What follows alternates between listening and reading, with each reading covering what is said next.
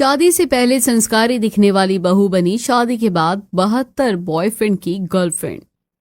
शाम के समय सलवार सूट पहने मालती अपने बॉयफ्रेंड शुभम के साथ शहर के बाहर वाली पहाड़ी के सनसेट पॉइंट पर खड़ी टाइटैनिक पोज में सनसेट देख रही थी। तुम्हारी बाहों में सनसेट देखना आई प्लेजिंग होता है। अगर तुम सलवार सूट की जगह वन पीस, शॉर्ट या स्कर्ट में मुझसे मिलने आती तो मेरी आंखों को भी तुम्हें देखने का सुख मिल जाता। ओए, ये सलवार सूट तुमसे मिलने आने का टिकट है, इनकी बुराई मत करो। मतलब? ये मतलब छोड़ो, फिर कभी समझ लेना। अब मैं घर जा रही हूँ, तुमसे बाद में मिलूंगी। बोलती हुई मालती पास ही खड़ी स्कूटी स्टार्ट करके घर की तरफ चल देती है और इधर अंधेरा हो जाने के बाद भी घर न लौटने पर हॉल में बैठे उसका इंतजार कर रहे उसके मम्मी पापा गंगा और प्रताप। मालती को कितनी बार समझाया कि अंधेरा होने से पहले घर वापस लौट आया कर, लेकिन ये लड़की एक नहीं सुनती है।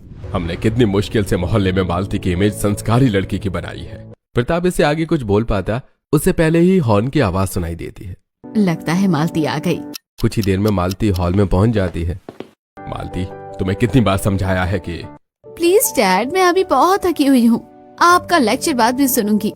बोलती हुई मालती अपने रूम में चली जाती है और फिर अगली सुबह सलवार सूट पहने कमरे से बाहर निकलकर हॉल में आती है जहाँ प्रताप और गंगा उसी का इंतजार कर रहे थे। अच्छा हुआ तुम आ गई, हमें मार्केट जाना है तुम्हारे लिए नई सलवार सूट लेने। न चाहते हुए भी मालती उनके साथ मार्केट जाने को तैयार हो जाती है। वो तीनों जैसे ही घर से बाहर निकलते हैं वैसे ही अपने घर के बाहर अपनी बेटी नव्या के साथ खड़ी पार्वती। देख नव्या, तुझे मालती की तरह ही संस्कारी बनना है और उसी की तरह कपड़े भी पहनने हैं। ये तुम अपनी बेटी से क्या कह रही हो पार्वती? अपनी बेटी को मालती की तरह संस्कारी बना रही हूँ। मैं एक जरूरी बात बताना तो भूल ही गई। कैसी बात पार्वती? मेरे दूर के रिश्तेदार हैं लता और वीरेंद्र। वो बहुत ही पैसे वाले और सीधे साधे लोग हैं। वो अपने बेटे अभय के लिए काफी समय से संस्कारी लड़की ढूंढ रहे हैं, तो मैंने उन्हें मालती के बारे में बता दिया है। अरे ये तो तुमने बहुत अच्छा किया पार्वती, लेकिन उन्होंने क्या कहा? वो आज ही मालती को देखने आ रहे हैं। हड़बड़ाई गंगा मालती का हाथ पकड़कर उसे घर के अंदर ले जाती है और लड़के वालों की स्वागत की तैयारी करनी है तो मार्केट जाना कैंसिल।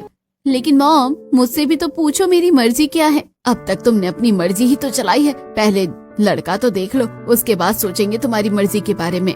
जल्दी जल्दी गंगा और प्रताप हॉल में रखे टेबल और सोफे साफ करके टेबल में मिठाई और फ्रूट्स लगाकर रख देते हैं। स्वागत की तैयारी तो हो गई।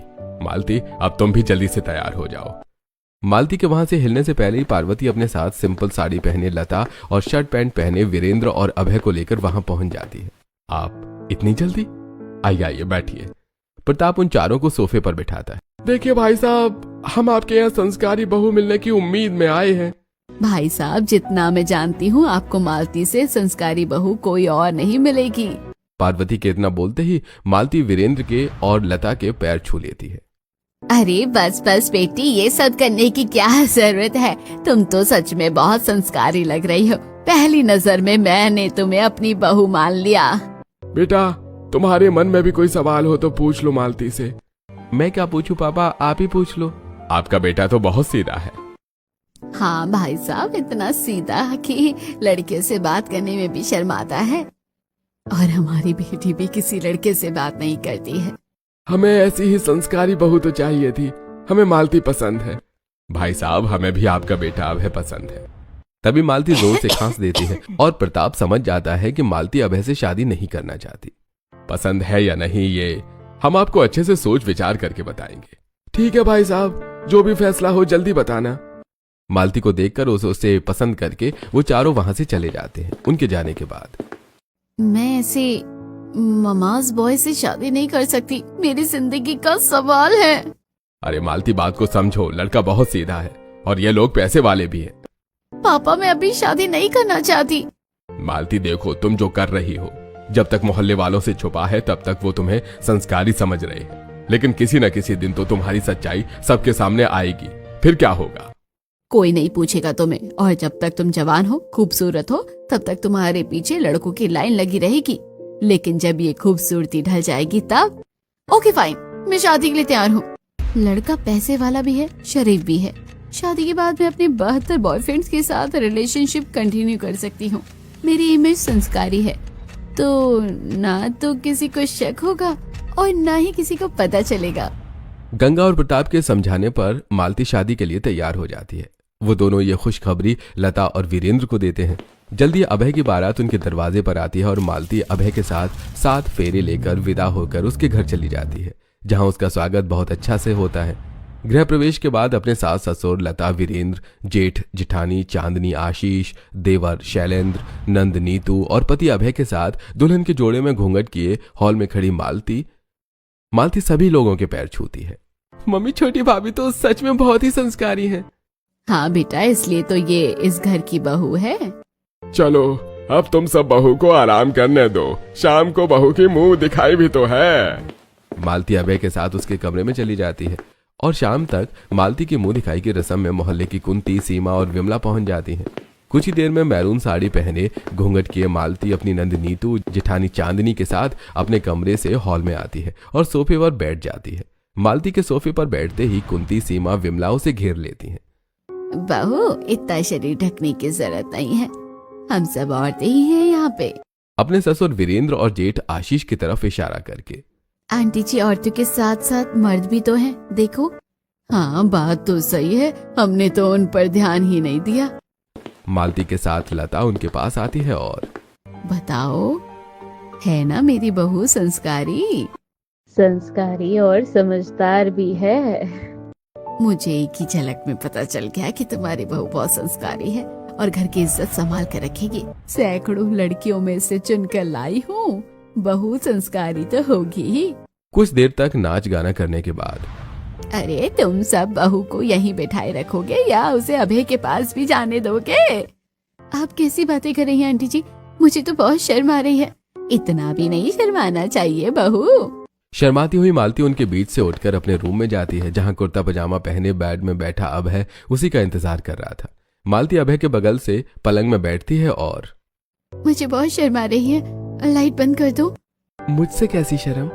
मालती की बात मानकर अभय लाइट्स ऑफ कर देता है और वो दोनों सो जाते हैं। फिर अगली सुबह मालती साड़ी पहने और सुहागन का श्रृंगार किए किचन में पहुंच जाती है, जहां उसकी मदद के लिए पहले से ही उसकी जेठानी चांदनी और नंद, नीतू मौजूद थी। आओ भाभी, आप ही का इंतजार हो रहा था। नीतू गैस ऑन करती है और चांदनी उस पर पतीला चढ़ाती है। मालती दूध, शक्कर, चावल और ड्राई फ्रूट डालती है। तभी छोटी भाभी, आपका कोई बॉयफ्रेंड था? ओए बॉयफ्रेंड, ये क्या कह रही हो ननद जी आप? आपको शर्म नहीं आती मुझसे ऐसी बातें करते हुए? अरे मैं तो आपसे मजाक कर रही हूँ भाभी। ननद जी, मैंने तो आज तक किसी लड़के से अकेले में बात भी नहीं की, बॉयफ्रेंड बनाना तो दूर की बात है। भाभी जी, मैं आपको एक राज की बात बताऊं, मेरा एक बॉयफ्रेंड है, मैं उसी से शादी करना चाहती हूँ। हो ननद जी, आप कितनी वो हो? देवरानी, मेरे तो 2 बॉयफ्रेंड थे। जेठानी जी, आप तो बड़ी शरीफ लगती थी, लेकिन आप तो बड़ी चुपड़ुस्तम निकली। छोटी भाभी, आज के समय में सबके बॉयफ्रेंड होते हैं, सिर्फ आप ही का ही नहीं था।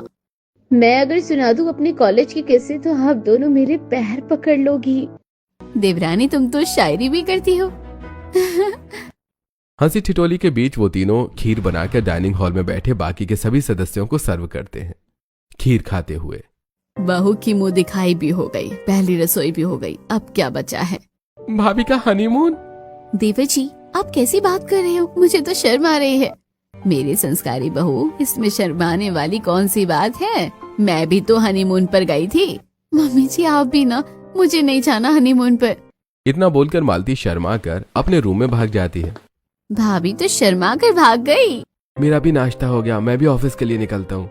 नाश्ता करके अभय ऑफिस के लिए निकल जाता है। इस तरह 2-3 दिन गुजर जाते हैं।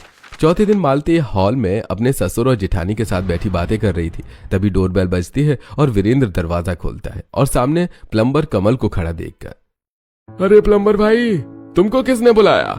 घूंघट करके मालती वीरेंद्र के पास जाती है और पापा जी, मैंने बुलाया है, बाथरूम का नल खराब हो गया है तो रिपेयर करवाना है।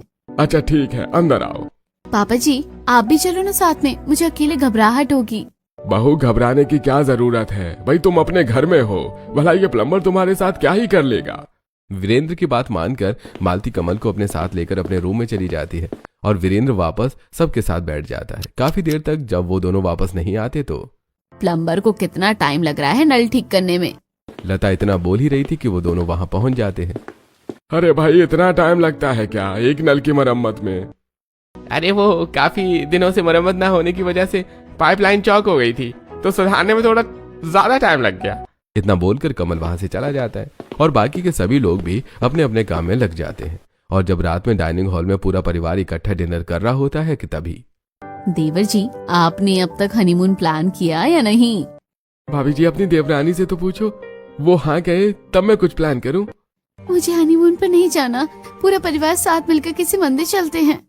घूमने फिरने की उम्र में तुम भी सत्संग की बातें कर रही हो। तभी मालती के फोन में एक मैसेज आता है। मैसेज देखकर ठीक है, आप सब इतना जोर दे रहे हैं तो मैं गोवा चली जाऊंगी। अरे वाह, मालती ने तो मेरे मन की बात कह दी। मैं तो गोवा ही जाना चाहता था और मैंने पूरी तैयारी कर ली है। पैकिंग करके अभय और मालती अगले ही दिन फ्लाइट से गोवा पहुंच जाते हैं और गोवा के होटल रूम में अभय बैग से बिकनी निकालकर मालती को देते हुए, मालती जल्दी से ये बिकनी पहन लो, हमें बीच पर चलना है। बिकनी? और मैं? ना बाबा ना, इतने सारे लोग होंगे बीच में, मुझे ऐसे कपड़े में देखेंगे तो क्या सोचेंगे। हाँ तो फिर तुम क्या पहनोगी? बैग में रखे सलवार सूट को निकालकर। मैं यहाँ पहनने के लिए सलवार सूट लाई हूँ। ठीक है मेरी संस्कारी पत्नी, तुम्हें जो पहनना है पहनो और जल्दी से बीच पर चलो। अबे फंकी शर्ट और वरमूडा और मालती सलवार सूट पहनकर बीच पर पहुंच जाते हैं, जहां वो दोनों एक दूसरे का हाथ थामे नंगे पांव समंदर के किनारे रेत पर चल रहे होते हैं। तभी मालती को दूर खड़ा विजय दिखाई देता है। मुझे गोवा लाकर भूखा मारने का इरादा तो नहीं है ना? ये तुम क्या कह रही हो मालती? सही तो कह रही हूँ, बीच पर लाकर मुझे पैदल ही चला रहे हो, कुछ खिलाया पिलाया भी नहीं। अभय इधर उधर नजर घुमाता है और उसे कुछ दूर कॉटन कैंडी बेच रहा भोला दिखाई देता है। तुम यहीं रुको, मैं अभी तुम्हारे लिए कॉटन कैंडी लेकर आया। अभय कॉटन कैंडी लेने भोला के पास पहुंच जाता है और जब कॉटन कैंडी लेकर वापस मालती के पास लौटता है तो देखता है कि मालती विजय के पास खड़ी उससे बातें कर रही है। ये कौन है मालती? ये मेरे भैया के दोस्त है विजय, ये भी हमारी ही तरह गोवा घूमने आए हैं। अभय से हैंडशेक करके मालती ने बताया कि आप दोनों पहली बार गोवा आए हो, आप चाहो तो मैं आप दोनों को पूरा गोवा की सैर करवा सकता हूँ। चलो ना अबे, विजय जी गोवा आते जाते रहते हैं, उन्हें गोवा के बारे में बहुत कुछ पता है। ठीक है, तुम कहती हो तो विजय के साथ ही हम गोवा घूम लेंगे। इस बात से अनजान कि गोवा ट्रिप उसने नहीं बल्कि मालती ने विजय के साथ प्लान की थी। अबे उन दोनों के साथ गोवा घूमकर मालती के साथ घर वापस लौट आता है। गोवा ट्रिप के अगले ही दिन अभय और मालती पूरे परिवार के साथ बैठे नाश्ता कर रहे थे। और भैया कैसी रही आपकी गोवा ट्रिप? देवर जी वो गोवा ट्रिप नहीं, हनीमून ट्रिप थी। हाँ वही। इत्तेफाकन मेरे साले साहब के दोस्त गोवा में मिल गए थे तो उनकी वजह से ट्रिप शानदार रही। ये कैसा इत्तेफाक था? मेरा नाश्ता हो गया, मैं ऑफिस जा रहा हूँ, शाम को मिलता हूँ। अबे वहां से उठकर ऑफिस के लिए निकल जाता है। उसके जाने के बाद हम भी मंदिर जा रहे हैं। वीरेंद्र और लता भी मंदिर चले जाते हैं।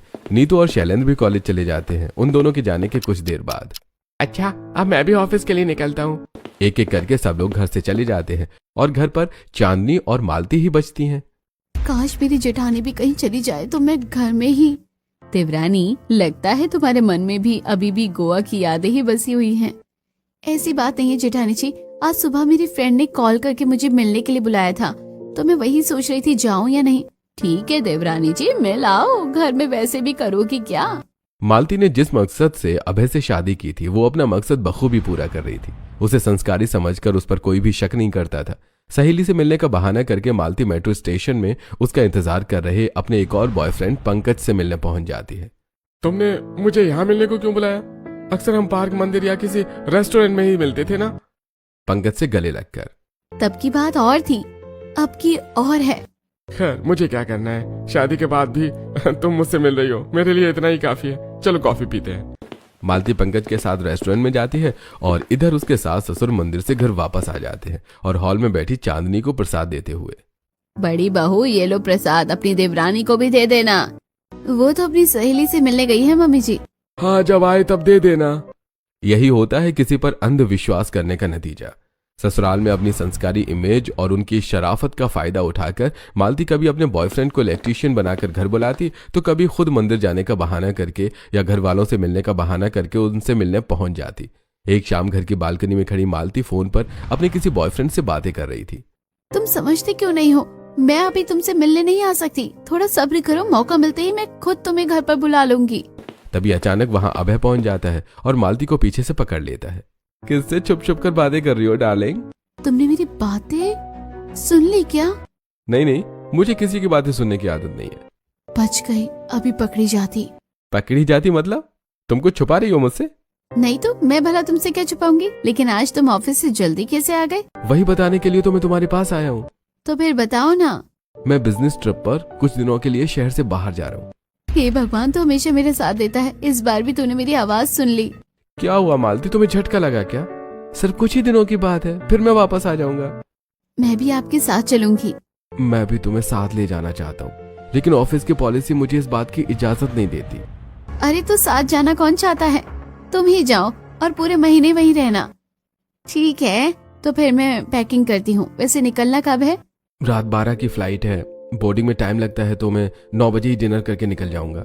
चेहरे पर दिखावटी वियोग के भाव लिए मालती कमरे में जाकर खुशी खुशी बैग में अभय के कपड़े पैक करती है और अभय तय समय पर पूरे परिवार के साथ डिनर करके बैग लेकर घर से निकल जाता है और घर के बाहर खड़ा पूरा परिवार टैक्सी में बैठे अभय को बाय बोलता है। अभय के जाने के बाद मालती भागी भागी अपने कमरे में जाती है। छोटी बहू मेरे बेटे से कितना प्यार करती है, 1 मिनट की भी दूरी बर्दाश्त नहीं कर सकती। सोचती हुई लता मालती कमरे के पास पहुंचती है और सुनती है। जल्दी आ जाओ ना, मैं तुमसे दूर नहीं रह सकती। मालती की आवाज सुनकर दरवाजे पर खड़ी लता। अभय एयरपोर्ट भी नहीं पहुंचा होगा और मेरी बहू से वापस बुला रही है, इसे बात करने देती हूँ, डिस्टर्ब नहीं करती। ये सोचकर कि मालती अभय से बात कर रही है, लता अपने कमरे में चली जाती है। मालती फोन पर अपने बॉयफ्रेंड दीपक को फोन करके घर बुला रही थी। सबके सो जाने के बाद दीपक खिड़की से मालती के कमरे में घुस ही रहा होता है कि तभी किसी वजह से जाग रही अपने घर की बालकनी में खड़ी उनकी पड़ोसन कुंती उसे देख लेती है और घबराई हुई मालती के घर पहुंचकर दरवाजा पीटती हुई। अरे जागो, तुम सोए हो और तुम्हारी बहू के कमरे में चोर घुस आया है। कुंती की आवाज सुनकर मालती के अलावा सब लोग हॉल में इकट्ठा हो जाते हैं। शैलेंद्र दरवाजा खोलता है, कुंती अंदर आती है। कहाँ घुसा है चोर? तुम्हारी छोटी भाभी के कमरे में, जल्दी चलो। उन लोगों की बातें अपने कमरे से मालती सुन रही थी और अपने पास खड़े दीपक से। लगता है तुम्हें किसी ने देख लिया। तुम एक काम करो, अभी जाओ यहाँ से, मैं तुमसे फिर कभी मिलूंगी। मालती की बात मानकर दीपक जैसे आया था वैसे ही वापस चला जाता है खिड़की से। जैसे मालती के परिवार वाले डंडा लिए उसके कमरे तक पहुंचते हैं तो दरवाजा खोलकर बाहर निकलती है। और क्या हुआ, आप सब इतना शोर क्यों मचा रहे हैं और घबराए हुए क्यों हैं? बहू, तुम्हारे कमरे में चोर घुस आया है। कौन है चोर? कहाँ है चोर? भाभी आप यहीं रुको, हम जाकर देखते हैं, वो अंदर ही छुपा होगा। शैलेंद्र, वीरेंद्र, आशीष डंडा लिए कमरे के अंदर जाते हैं और अलमारी, बाथरूम, पलंग के नीचे सब जगह देखते हैं और जब उन्हें कोई नहीं मिलता तो बाहर आकर, कमरे में तो कोई नहीं है। कुंती, तुमने तो हमें डरा ही दिया था, तुम अब चश्मा लगवा ही लो। तुम्हारी कमजोर नजरों की वजह से हम कितना घबरा गए थे। हाँ लता, तुम सही कह रही हो, मुझे गलतफहमी हुई होगी। बोलकर कुंती वापस चली जाती है और बाकी के सभी लोग भी अपने अपने कमरे में चले जाते हैं। अपने कमरे में बेड पर लेटी मालती। हाँ, इस बुढ़िया ने तो पूरा प्लान चौपट कर दिया। अब कल खिड़की से नहीं, सबके सो जाने के बाद मेन डोर से ही दीपक को अंदर लेकर जाऊंगी। अगली रात 1 बजे प्लान के मुताबिक सबके सो जाने के बाद मालती दीपक को मेन दरवाजा खोलकर अपने बेडरूम तक लाती है, लेकिन एक्साइटमेंट में वो मेन दरवाजा और बेडरूम का दरवाजा बंद करना भूल जाती है और अचानक अभय बिजनेस ट्रिप समय से पहले पूरी करके घर वापस लौट आता है। मालती को बिना बताए वापस आ गया हूँ, मुझे देखकर मालती सरप्राइज हो जाएगी, सोचता हुआ अभय टैक्सी से नीचे उतरकर जैसे ही दरवाजे पर पहुंचता है तो खुला हुआ दरवाजा देखकर, अरे कितने लापरवाह है मेरे घर वाले, दरवाजे बंद करना ही भूल गए। अंदर आकर अभय दरवाजा बंद करके अपने बेडरूम तक पहुंच जाता है और वहां का दरवाजा भी खुला देखकर ये मालती भी ना, बोलता हुआ अभय जैसे ही कमरे के अंदर जाता है तो देखता है मालती को दीपक के गले लगे हुए। मालती तुम? मालती दीपक को धक्का देती है और, अरे तुम अचानक क्यों आ गए? क्यों आ गए, इससे तुम्हारा मतलब क्या है? अभय की आवाज सुनकर जब तक पूरा परिवार वहां इकट्ठा होता है तब तक दीपक खिड़की से कूदकर वहां से भाग जाता है।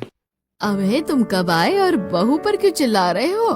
अभय ने अभी अभी जो कुछ भी देखा वो सब उनसे बता देता है। आप सबके होते हुए आपकी संस्कारी बहू ये गोल खिला रही है और आपको पता ही नहीं है।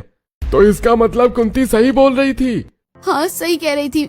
मैं सोची कि इस सीधे सीधे परिवार के साथ सीधे सीधे लड़के से शादी करके अपने 72 बॉयफ्रेंड से रिलेशनशिप मेंटेन कर लूंगी, लेकिन आप सब तो होशियार निकले और मेरी चोरी जल्दी ही पकड़ ली।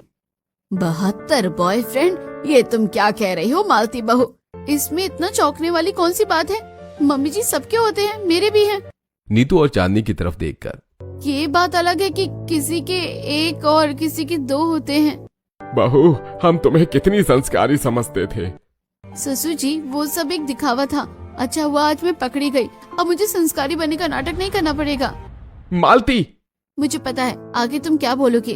तुम्हें मुझसे तलाक चाहिए ना? मैं सुबह अपने घर चली जाऊंगी। तलाक के कागजात भिजवा देना, साइन करके भिजवा दूंगी। चलो अब आप सब कमरे से बाहर निकलो, मुझे सोना है।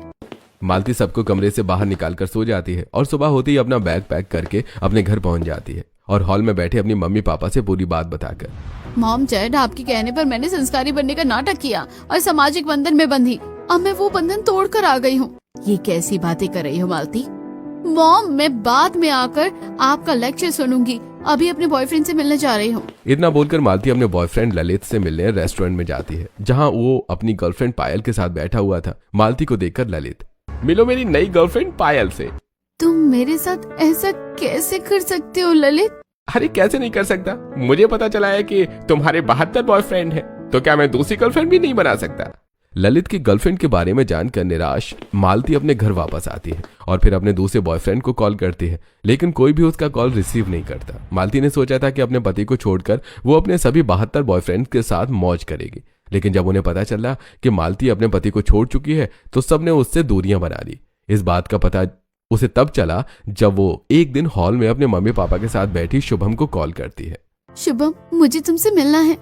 कॉल पर शुभम, मैंने तुमसे अपने सारे रिश्ते खत्म कर दिए हैं। जो लड़की अपने पति की ना हो सके वो किसी और की क्या होगी? आइंदा से मुझे कॉल करने की कोशिश मत करना। इतना बोलकर शुभम फोन डिस्कनेक्ट कर देता है। मेरे सब बॉयफ्रेंड मेरे साथ ऐसा क्यों कर रहे हैं? मालती, क्योंकि वो सभी तुम्हारे साथ मौज मस्ती कर रहे थे। तुम ये बात अभी भी नहीं समझी और हम ये बात बहुत पहले समझ गए थे। इसलिए तो हमने तुम्हें सीधे साधे अभय से शादी के लिए राजी किया था। हमने सोचा था कि उसका प्यार तुम्हें बदल देगा, लेकिन तुम नहीं बदली। जो बात मैं अभय के साथ रहकर नहीं समझ पाई, उससे दूर रहकर समझ गई हूँ। लेकिन शायद अब बहुत देर हो चुकी है। अभी भी देर नहीं हुई है। जाकर अपने पति से माफी मांग लो। हो सकता है वो तुम्हें माफ कर दे, और अगर माफ कर दिया तो तुम्हारी जिंदगी सुधर जाएगी। अपने मम्मी पापा की बात मानकर मालती एक बार फिर अपने ससुराल वापस पहुंचती है। जिस समय वो वहां पहुंचती है उस समय पूरा परिवार हॉल में बैठा हुआ था और उसे ही याद कर रहा था। अबे बेटा, आप बहू को भूल जाओ। हम तुम्हारे लिए कोई अच्छी लड़की ढूंढ लेंगे। नहीं मम्मी, मुझे कोई और नहीं चाहिए। भले ही मालती ने मुझे प्यार नहीं किया, लेकिन मैंने तो उसे प्यार किया है ना। वो जैसी भी है मुझे फर्क नहीं पड़ता। अच्छा, तुम मुझसे इतना प्यार करते हो? अगर प्यार सच्चा है तो मुझे माफ कर दो। अब किस मुंह से माफी मांग रही हो मालती? बहू, तुमने तलाक के कागज मांगे थे ना। मैंने सोचा था कि अभय से तलाक लेकर अपनी 72 बॉयफ्रेंड के साथ मौज करूंगी, लेकिन मुझे अब रियलाइज हुआ है कि जो प्यार और सम्मान एक औरत को उसके पति के साथ मिलता है, वो उसके 72 बॉयफ्रेंड के साथ नहीं मिलता। बड़ी जल्दी तुम्हें अपनी गलती का एहसास हो गया मालती बहू। मैंने अभय से शादी अपने मॉम डैड के कहने पर की थी, लेकिन दोबारा यहाँ अपनी मर्जी से आई हूँ। अगर आप मुझे एक और मौका दे तो मैं अच्छी पत्नी, अच्छी बहू, अच्छी भाभी और अच्छी देवरानी बनकर दिखाऊंगी। गलतियां सबसे होती हैं, अतीत सबका होता है, लेकिन अगर कोई अपना अतीत भुलाकर आगे बढ़ना चाहे तो उसे एक और मौका मिलना ही चाहिए। इसका मतलब आप मुझे एक और मौका देने को तैयार हैं? हाँ, लेकिन दोबारा ऐसी गलती माफी के काबिल नहीं होगी। मालती अभय को गले से लगा लेती है और मैं अब ऐसी गलती दोबारा सपने में भी नहीं करूंगी, क्योंकि अब मैं समझ गई हूँ कि 72 बॉयफ्रेंड से अच्छा एक पति का प्यार होता है।